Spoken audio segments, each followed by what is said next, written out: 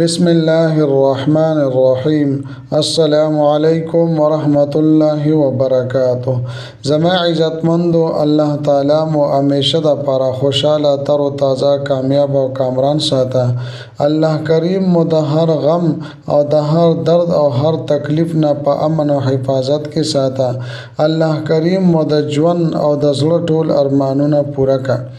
زما عزتمندو، نن د یوې بلې خاصې بهترینې مجرب عالی شان عظیم الشان وظیفې سره زه د ستاسو مخکې حاضر یم. دا د جمعې مبارکې د ورځې یو خاص عمل او وظیفه ده. زما عزتمندو، په ژوند کې هر قسمه حالات په سړي باندې راځي، غمونه او پریشانۍ راځي، حادثې پې راځي، نو د هغې دپاره دا ختم بې حده مفید دی.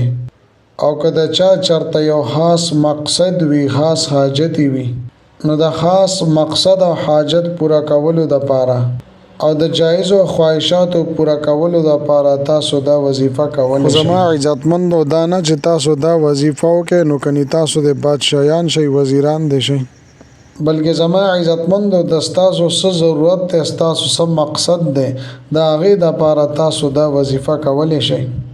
دغه شان د جایز خواهش د پوره کولو دپاره، د جایز مقصد تر سره کولو دپاره د الله کریم دا یو نوم الله کافی دی، چې دې ته زما عزتمندو د الله رب العزت ذاتی نوم ویلی شي. یعنی الله دا د الله رب العزت ذاتی نوم دی. نو زما عزتمندو، دا د الله رب العزت د ذاتی نوم با برکته وظیفه ده، او دا وظیفه به تاسو صرف د جمعې په ورځ باندې کوئ. محترمو، د ستاسو چې څومره پریشانۍ وي، څومره غمونه وي، الله رب العزت به ختم کی. اوس زما عزتمندو، زه تاسو ته دا وظیفه ذکر کوم چې دا وظیفه به تاسو څنګه کوئ. لومبۍ خبره دا ده چې دا وظیفه تاسو په یوازې هم کولی شئ، او د کور خلک چې په یو ځای راجمع شي نو هم تاسو کولی شئ. یعنی په جمع سره هم کولی شئ او یوازې هم کولی شئ. نو زما عزتمندو، بهترین افضل دا ده چې د کور ټول خلک دې را یوځای شي او دا وظیفه دې وکړي.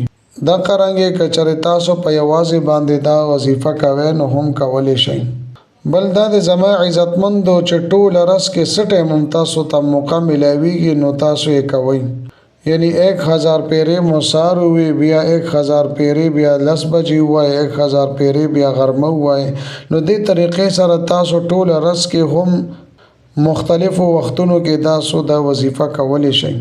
نو محترمو، د هر قسمه بیمارو دپاره هم دا عمل ډیر مفید دی.